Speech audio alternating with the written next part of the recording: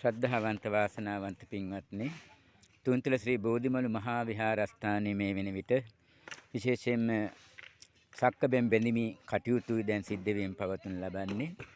සක්කබැමි බැඳීමේ කටයුතු නිම වුණු වහාම මිලි 12 කම්බි භාවිතා කරමින් විශේෂයෙන් බලාපොරොත්තු වෙනවා පිට බීම් දැමීමේ කටයුතු සිද්ධ කරන්නට.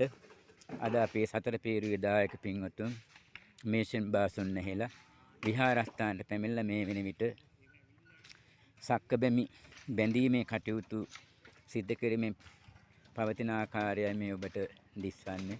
විශේෂයෙන්ම අපේ තරුණ පිරිස්, තරුණ දූල පුතාලත් මේ විහාරස්ථානට පැමිණලා විහෙර වහන්සේගේ කටයුතු වෙනුවෙන් මේ කටයුතු ඉතාමත්ම ශක්තිමත්ම සහ වෙරවීරියෙන් යුතුව සිද්ධ කරන බව අපට පෙනෙනවා.